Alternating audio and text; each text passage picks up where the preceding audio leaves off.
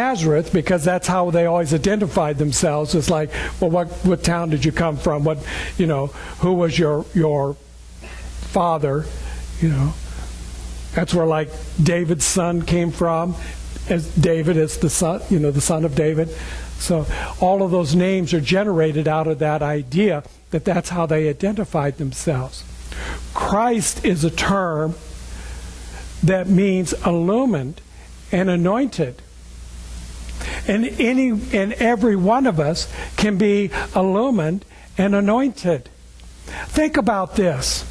For those of us who have come up in a tradition where the primary thing for the family to do with an infant was to baptize the infant, to anoint the infant, to bring it forth in that consciousness that the Christ is already within.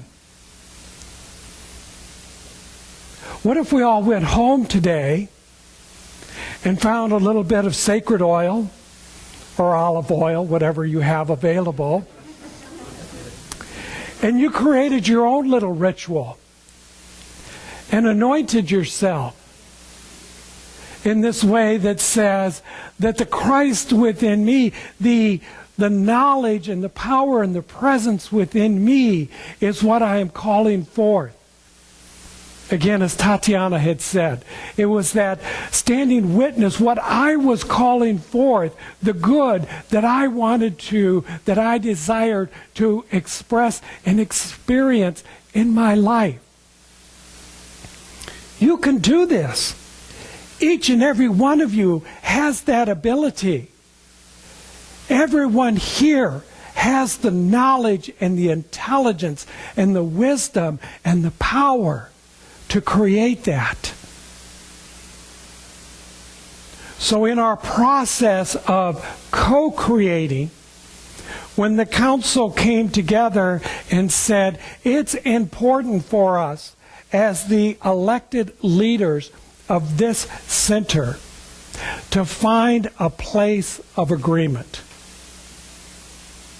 Because we know that wherever two or more come together in agreement, God is more fully expressed.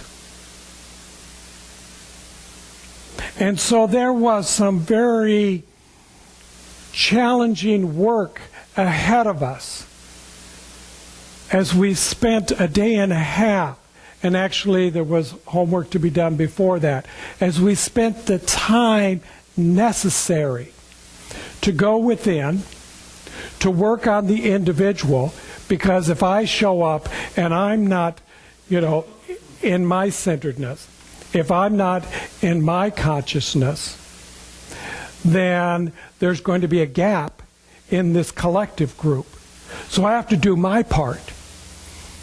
And then when we showed up together as a group, we all had to work and find out, how do you do that? How do you come together and work? See, we were all taught this in kindergarten. You need to play in the sandbox, and be generous and to be kind and to be loving and to share all of that. And then we lose it someplace along the way. And we forget that. We forget all the things that we learned early on how to move through life in a way that brings forth harmony and peace and love and joy. And we get caught up into listening to the outpicturing, the race thought, the conditions that are showing up in the world that looks like chaos and disorder. And oh my gosh, the country is going to default on everything and fall apart. I don't believe that. I believe that there are people that are trying to make and shift and control things in order for their greater good, not necessarily for the greater good of all. But we have the opportunity to be here at least within this center to work for the greater good of all, the greatest good of all. where we can honor each other. We can honor the path that we're on. That we can listen to each other. Do you know how difficult it is to listen to others? You know, don't you about halfway through the sentence have the answer? You know, aren't you ready to correct them? You know, to inform them where they need to go? You know, to bring them into the light? And so we forget to listen.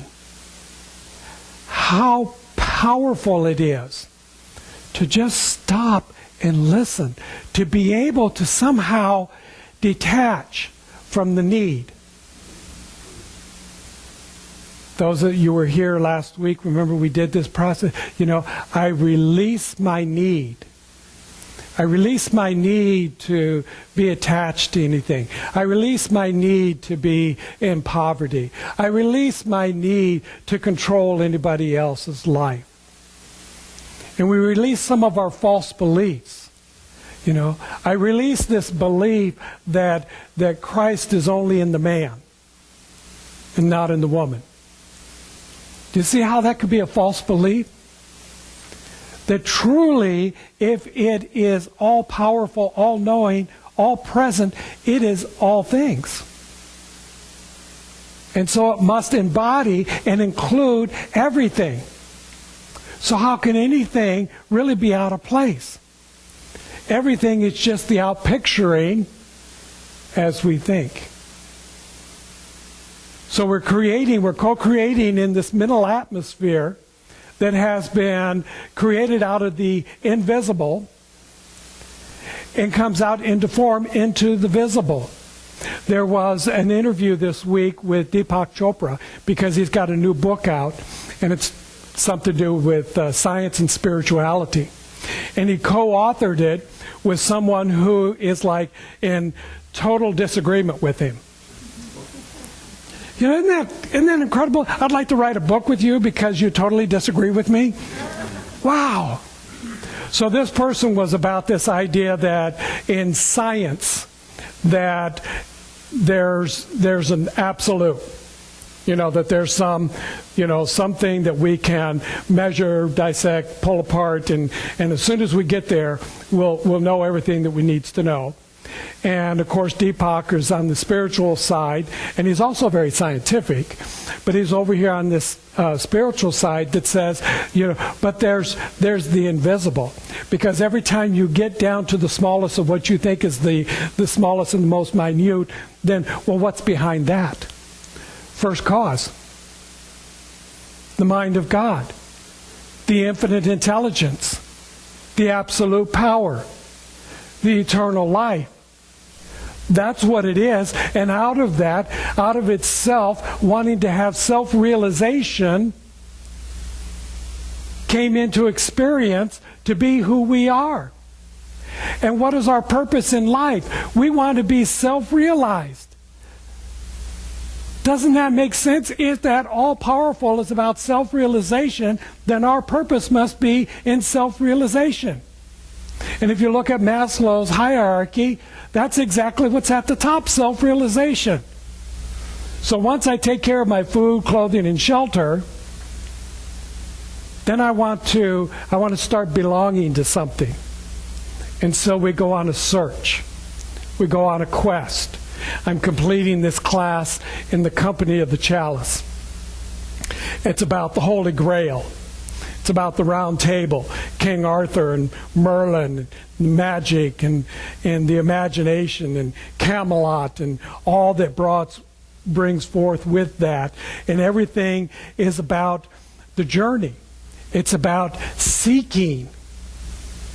And where so many people go, particularly in the time of the Knights of the Round Table, they went searching for the Holy Grail across all the lands that were known, traveling far and wide to find it, to discover it, and all the time, where was it? Right there, within each and every one of them. That's the journey that we're about. we're about self-realizing that the